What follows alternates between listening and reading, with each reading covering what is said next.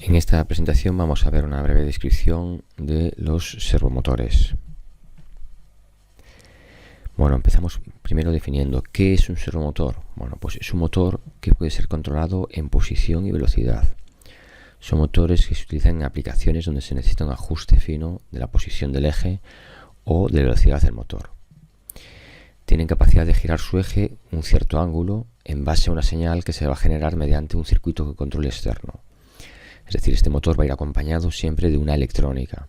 Esta electrónica es la que va a emitir unas ciertas señales para que este motor pueda alcanzar la posición que deseemos en cada momento. Esta electrónica, estos controles, es lo que llamamos servodrive o servocontrol. ¿Vale? Es la controladora que va a permitir gestionar las señales para mandar el eje del motor al ángulo que nosotros determinemos en cada momento.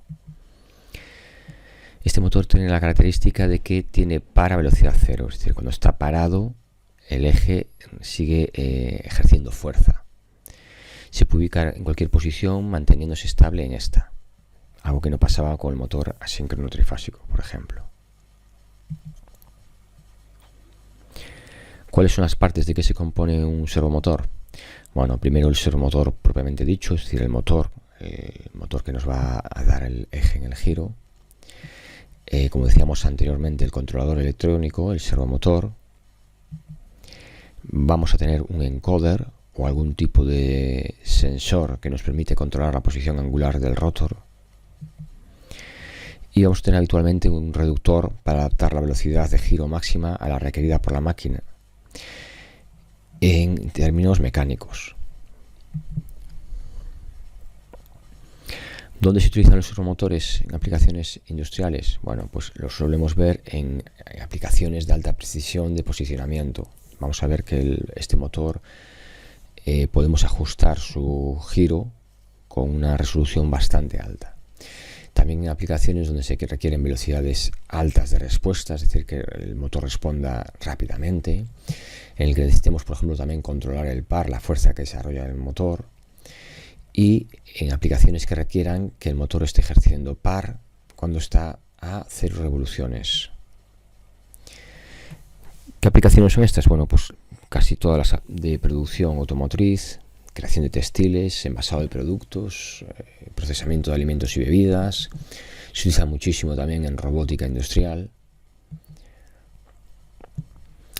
¿Qué características podemos definir de los servomotores? Pues primero que ahorran energía eléctrica si lo comparamos con los motores de pasos o los motores trifásicos, ya que solo consumen energía cuando el sistema lo requiere. Es decir, conseguimos con estos motores un ahorro de energía. Estos servomotores cuentan con un sistema de realimentación, un bucle cerrado, que es el encoder, el sensor, que lo que va a hacer es medir la posición del eje del motor en todo momento, por lo que de esa manera el servodrive puede hacer un control de posición y velocidad. Es decir, el servodrive sabe en todo momento dónde está posicionado el motor gracias a este sensor. Con estos motores logramos tiempos de respuesta muy cortos, por lo que son idóneos para procesos o máquinas donde las aceleraciones y desaceleraciones son muy elevadas. El diseño del rotor, por otra parte, está constituido por imanes permanentes, por lo que tenemos gran par de arranque y parada. Es decir, nos vamos a encontrar que son motores que tienen mucha fuerza. Finalmente tienen carcasas de aluminio, con lo cual podemos disipar el calor interno generado.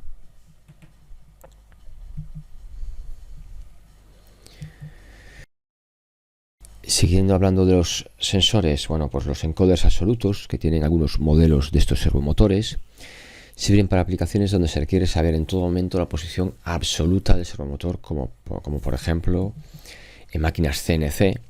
Aquí vamos a tener varios ejes de control y para evitar la búsqueda de la posición cero, la home position, cada vez que se vaya la energía eléctrica, con este encoder absoluto vamos a saber en todo momento dónde se encuentra cada uno de estos ejes. Pues en aplicaciones industriales, donde es muy importante mantener siempre una posición absoluta, como por ejemplo en los brazos robóticos, las cortadoras, etcétera, en estas aplicaciones necesitamos saber también la posición de cada uno de los brazos del robot en cada momento, por lo cual se recomienda el uso de encoder absolutos. Estos servomotores pueden ser controlados por motion controllers, es decir, controladores de movimiento, por PLCs con salidas rápidas y módulos de posicionamiento controladores numéricos, como el caso del CNC. Entonces vamos a necesitar pues, otros elementos para gestionar, digamos, todo este servosistema.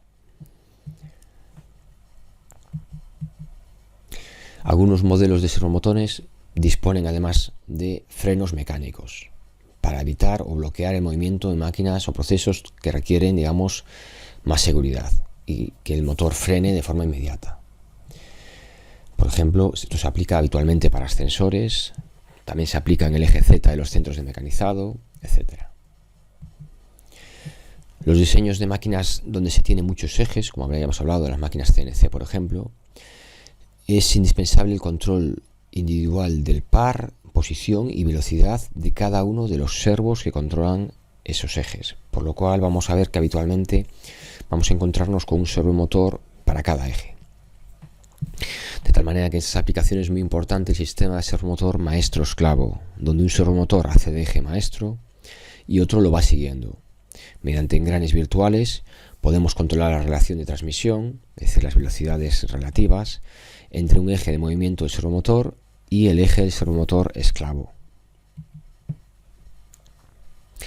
El servomotor, decíamos, está compuesto por un motor eléctrico, un sistema de regulación que actúa sobre el motor, un amplificador para aumentar la señal que le manda el servodrive, un reductor mecánico para rebajar la velocidad del motor, un sistema de sensor para que nos dé información de la posición del motor en cada momento. Los servomotores se van a caracterizar por su capacidad para posicionarse de forma inmediata en cualquier posición dentro de su intervalo de operación. Este servomotor, vamos a ver más adelante, que lo que va a hacer es pegar un tren de pulsos que se va a corresponder con el movimiento a realizar.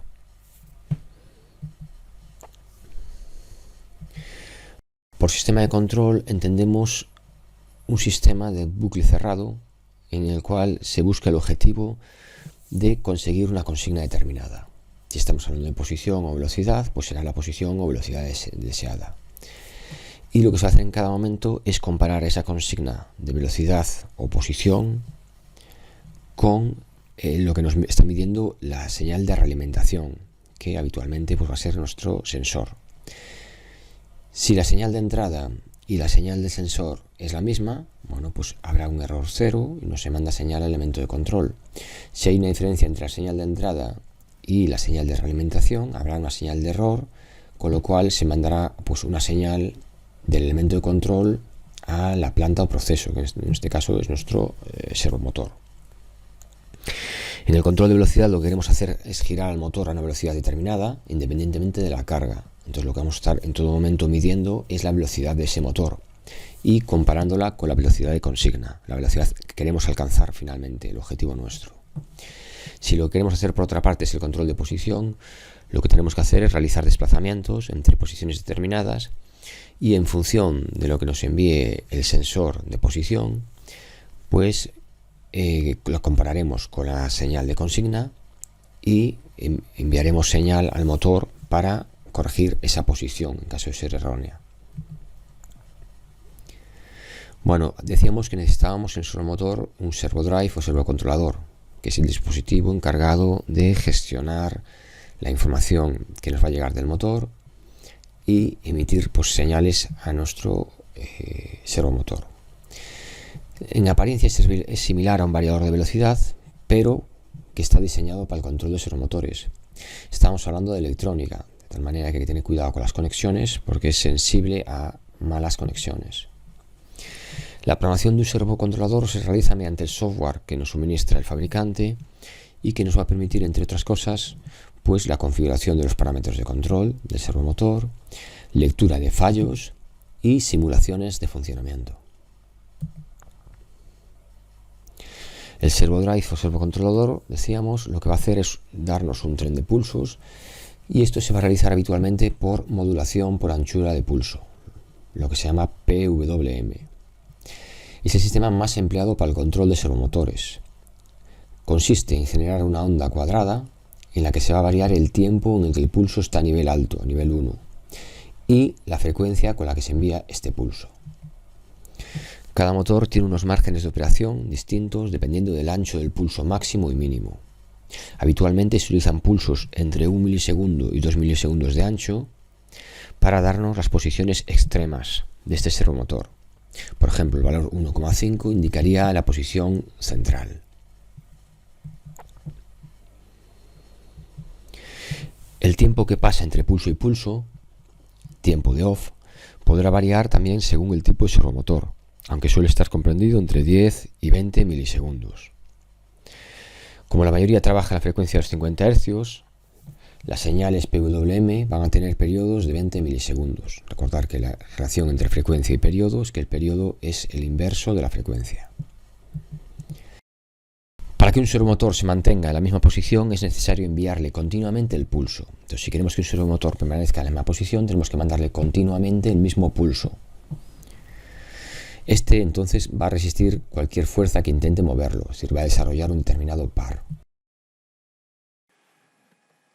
Los servomotores más utilizados son los motores de corriente alterna sin escobillas, también denominados tipo brushless. Están formados por un estator en el que el espacio rellenado de cobre es casi el doble que los motores tradicionales asíncronos trifásicos. Esto nos va a permitir desarrollar mayor potencia utilizando menor volumen. En cuanto al estator, es parecido al de un motor asíncrono trifásico en jaula ardilla, con un núcleo laminado y un bobinado trifásico que está uniformemente distribuido. El rotor, por su parte, está constituido por un grupo de imanes permanentes, que están fijados en el eje de rotación. En el esquema que tenemos aquí podemos ver, por un lado, el encoder del motor. Decíamos que es necesario para suministrar información sobre la posición que tiene el eje en todo momento. Freno, en caso de tener freno en el motor. La alimentación de nuestro motor. El estator y nuestro bobinado estatórico. En el rotor podemos ver un conjunto de imanes, en este caso pues imanes de neodimio, hierro, boro. Selección de un servomotor. ¿Qué debemos ver a la hora de seleccionar un determinado servomotor? Bueno, pues debemos dimensionar los servomotores por el par nominal, la velocidad máxima y la potencia.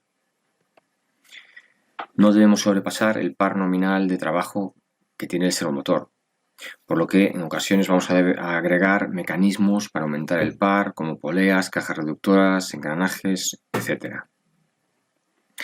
Al tener una relación de transmisión de aumento de par, también obtenemos una relación de transmisión de reducción de la velocidad, de tal manera que aumentamos el par y reducimos la velocidad. Otro criterio que tenemos que tener a la hora de seleccionar un servomotor es observar el grado IP, es decir, la protección que tiene ese servomotor frente a sólidos y a líquidos. Este código, recordamos, se identificaba por dos números. Cuanto más grandes, más protección tiene. También tendremos que tener en cuenta el voltaje de alimentación. El servodrive se alimenta habitualmente a 230 voltios en monofásica o a 400 voltios en trifásica. La forma de montaje, es decir, si el motor va en vertical, si va en horizontal, montaje con patas. Recordad que también hay un código para identificar el tipo de montaje del motor. Habrá que definir el perfil de movimiento. Es necesario conocer la velocidad máxima, la aceleración que se requiere para la aplicación, la aceleración necesaria para reducir la velocidad o para parar. Necesitamos también, decíamos anteriormente, calcular el par necesario, par máximo y el par medio. El par deberá proporcionar al servomotor, tiene que ser suficiente para poder acelerar la inercia del mecanismo, para vencer los rozamientos que pueda tener y compensar las fuerzas externas, como por ejemplo la presión que tenga contra un objeto o la gravedad en función de la aplicación. En cuanto a otro criterio de selección es la velocidad del servomotor, qué velocidad necesitamos en nuestra aplicación. También debemos calcular, decíamos, la relación de inercias, es decir, es fundamental escoger bien los diferentes componentes de la transmisión mecánica que van a intervenir en la aplicación para así conseguir una relación de inercias adecuado. La transmisión del motor a la carga no suele ser totalmente rígida, sino que habitualmente vamos a tener cierta elasticidad. debido a acoplamientos elásticos, a las correas, cadenas, etc.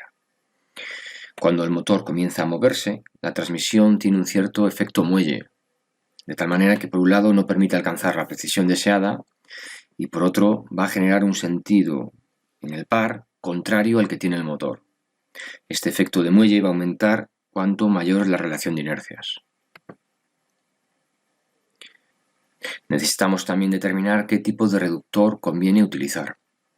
Los servomotores pueden generar un par nominal desde 0 revoluciones hasta miles de revoluciones por minuto. Los reductores lo que van a hacer es ajustar el servo a las necesidades de la carga de 3 maneras. Primero, reduciendo la velocidad, aumentando el par y disminuyendo la relación de inercias. Debemos también escoger el servodrive y otros componentes de transmisión de potencia. Elegimos el servodrive adecuado a la tensión de entrada y con suficiente corriente de salida para accionar el servomotor. Este servocontrolador se puede controlar con diferentes tipos de señal, por pulsos, por señal analógica de 0 a 10 voltios, de 4 a 20 miliamperios o por bus de campo. También hay que considerar, por otra parte, conveniente si el servomotor lleva freno para mantener inmóvil la carga cuando el servodrive no esté activo.